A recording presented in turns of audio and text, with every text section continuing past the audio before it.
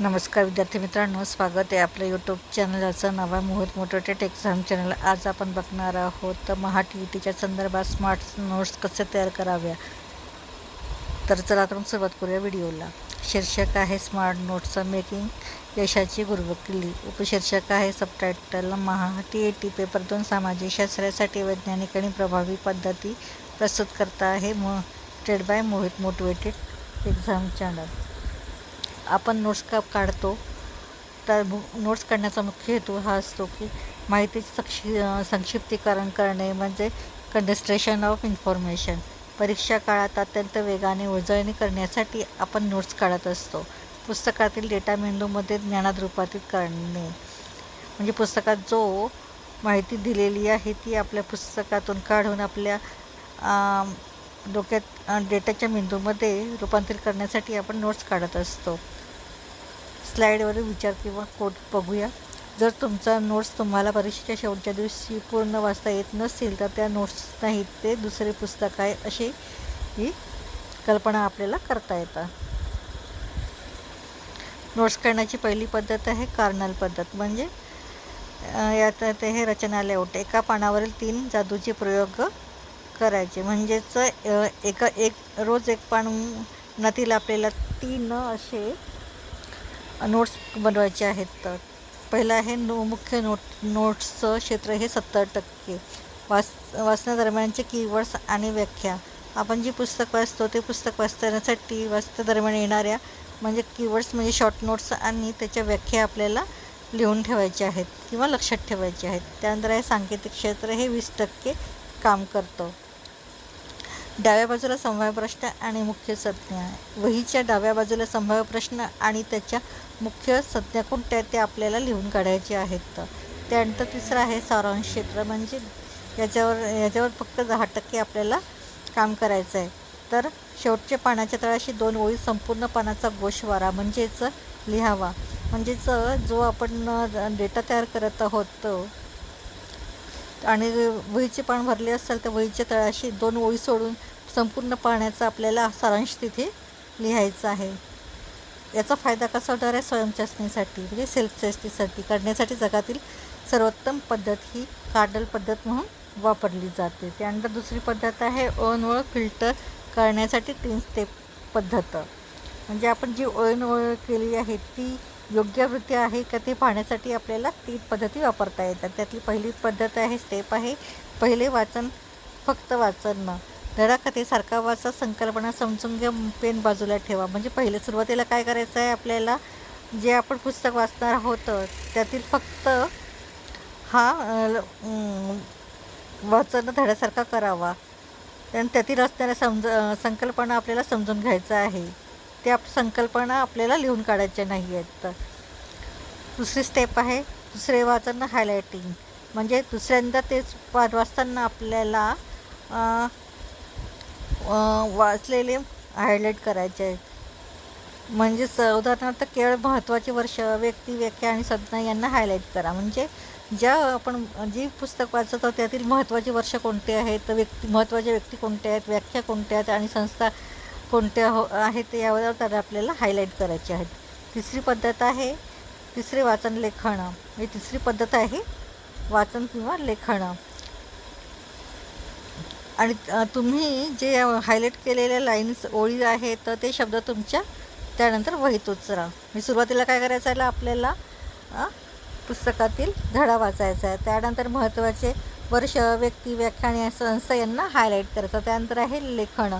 जे वाचन केल्यानंतर हायलाईट केलेल्या शब्द आहेत ते आपल्याला वहीमध्ये लिहायचे आहेत. याचा मंत्र असा आहे, पुस्तकाची नक्कल करू नका, फक्त म्हणजे महत्त्वाचा भाग काढा. म्हणजे आपल्याला पूर्ण पुस्तक लिहून काढायचं नाही आहे, तर त्यातील महत्त्वाचा भाग कोणता आहे ते फक्त आपल्याला नोट्स म्हणून काढायचे आहेत. त्यानंतर तिसरी पद्धत आहे दृश्य पद्धतीचा वापर करणे, म्हणजे व्हिज्युअल नोट्सचं. पहिलं आहे माइंड मॅप तयार करणे. पानाच्या मध्यभागी मुख्य संकल्पना, उदाहरणार्थ 1857चा उठाव, ही याच्यावर आपल्याला माइंड मॅप काढायचा आहे. तर काय काढणार, आपल्याला बाजूच्या फांद्या काढून नेते परिणाम लिहिणे. म्हणजे त्याला आपल्याला ॲरोद्वारे दाखवणं, त्याच्यावर त्याचे 1857 उठावाची कारणे कोणती आहेत, त्याला कारणीभूत असणारे कोणते तरी परिणाम कोणते झाले हे आपल्याला लिहून काढायचं आहे. त्यानंतर भूतुलनात्मक ते म्हणजे डिफरन्स टेबल तयार करायचे आहेत. समरण टाळण्यासाठी 2 गोष्टी समोरासमोरीत लिहिणे, उदाहरणार्थ सत्यशोधक समाज विरुद्ध प्रार्थना समाज, ह्या आपल्याला त्याचा समाज काय सोडवताना वही तर लिहायचे आहेत. त्यानंतर स्केच निकास म्हणजे रफ मॅप. त्यानंतर भूगोलासाठी हाताने एक रफ नकाशे काढून घाटांचे किंवा नद्यांचे मार्ग दाखविणे. तर आपल्याला असा माइंड मॅप करता येईल. त्याचे माइंड मॅप काढण्याची 5 पद्धती आहेत. पहिला आहे व्हिज्युअलायझेशन इन्फॉर्मेशन, दुसरा आहे ऑर्गनाइज आयडिया, तिसरा आहे ॲनालिसिस इन्फॉर्मेशन, चौथं आहे मेगा नॉलेज आणि 5वं आहे प्रेझेंट इन्फॉर्मेशन. ह्या 5 मुख्य पद्धती आपल्याला दृश्य साधनांचे नोट्स काढण्यासाठी उपयोगी ठरू शकतील. त्यानंतर कोडिंग आणि संक्षिप्तीकरण म्हणजे सिम्बॉल अँड शॉर्ट फॉर्म. वेळ आणि जागा वाचविण्यासाठी चिन्हांचा वापर करा. म्हणजे आपल्याला जास्तीत जास्त कमीत कमी वेळेमध्ये जास्तीत जास्त नोट्स काढण्यासाठी चिन्हांचा वापर करायचा आहे. तर राईट ॲरो यामुळे राईट ॲरो काढला तर त्यामुळे घडले किंवा परिणामासाठी राईट ॲरोचा वापर करायचा. त्यानंतर इक्वलचा वापर म्हणजेच व्याख्येसाठी आपल्याला करायचा आहे. अप ॲरोचा वापर वाढ आणि जास्त प्रमाण दाखविण्यासाठी नोट्स काढताना करायचा आहे. तर डाऊन ॲरोचा वापर घट किंवा कमी प्रमाण दाखविण्यासाठी आपल्याला करायचा आहे. उदाहरणार्थ बघूया. पुस्तकातील ओळ आहे, पृथ्वीच्या अंतर्गाभात दाब आणि घंटा खूप उंच असते. तर याचा स्मार्ट नोट्स काढण्यासाठी उपयोग कसा करता येईल, तर अंतर्गाभाला राईट ॲरो देऊन दाब अधिक घंटा म्हणजे अप्पर ॲरो म्हणजे उच्च दाब असतो. त्यानंतर progressive notes, loose left system देखील याला म्हटले जाते. तर वाइंडिंग वह्यांमध्ये लूज पेजेस किंवा स्पायरल उत्तम का, तर याबद्दल माहिती बघूया. माहिती अपडेट करणे म्हणजे माहिती अपडेट करायसाठी कोणती टेक्निक वापरायची आहे, तर नंतर जुने पेपर सोडविताना मिळालेली नवीन माहिती योग्य पानावर सहज जोडता येते. म्हणजे स्पायरिंग बाइंडिंग केली असेल तर जुने पेपर सोडून पाहताना त्यात काही नवीन माहिती आपल्याला ॲड करण्यासाठी स्पायरल बाइंडिंग हीची आवश्यकता असते. 25% ब्लँक स्पेस, प्रत्येक पानाच्या खाली थोडी जागा रिकामी ठेवा जिथे टेस्ट सिरीजमध्ये चुका लिहिता येईल. म्हणजे 25% वहीच्या 25% जागा आपल्याला सोडायची आहे. म्हणजेच आपण पेपर सोडत असताना आपल्या काही चुका झाल्या तर त्यातील आपल्याला चुका दुरुस्त करून त्या तिथे लिहिता येतील. नोट्स नेहमी बदलते आणि डायनॅमिक असल्या पाहिजे. नोट्स नेहमी बदलत असायला पाहिजे आणि त्यात नवीन माहितीची भर देण्याचा प्रयत्न केला पाहिजे. त्यानंतर TET समाजशास्त्रांसाठी विशेष टीप आहे. इतिहासासाठी असणारे आहेत. राज्य कायदे आणि समाजसुधारक यांच्या कालरेषा म्हणजे टाईमलाईन तयार करा. म्हणजे राज्य कायदे आणि समाजसुधारक यांच्या कालरेषेनुसार त्यांचं टेबल तयार करा. भूगोलासाठी आहे. इयत्ता 10वीच्या भारत आणि ब्राझील या घटकांमुळे समोरासमोर तक्ते बनवा. म्हणजेच 10वीच्या पुस्तकात जी भारत आणि ब्राझील या घटकावर आधारित जे तक्ते दिले आहेत त्या तक्ते आपल्या वहीत लिहा. म्हणजे एका साईडला ब्राझीलचा तक्ता लिहायचा आहे, दुसऱ्या साईडला भारतचा तक्ता, असा समोरासमोर तक्ते बनवायचे आहेत. त्यानंतर आहे चौथा नागरिकशास्त्र. नागरिकशास्त्रामध्ये संसदेची रचना, लोकसभा, विधानसभा, राज्यसभा फ्लो चार्ट दाखवा.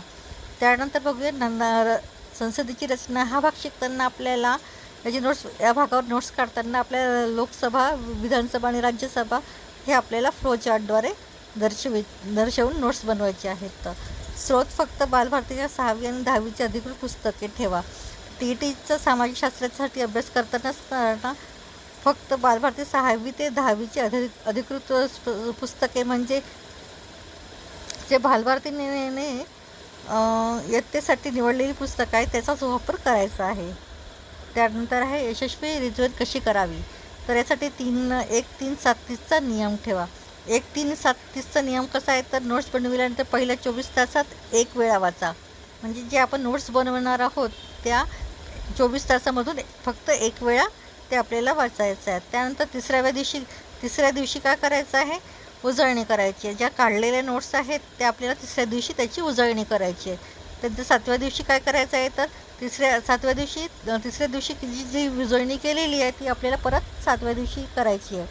त्यानंतर 30व्या दिवशी चौथी उजळणी, त्यानंतर चौथी उजळणी ही 30व्या दिवशी करायची आहे. म्हणजे आपल्या अशा एकूण 3 उजळण्या होतील. पहिल्यांदा आपल्याला फक्त वाचायचं आहे. तिसऱ्या दिवशी आपल्याला दुसरी उजळणी करायची आहे.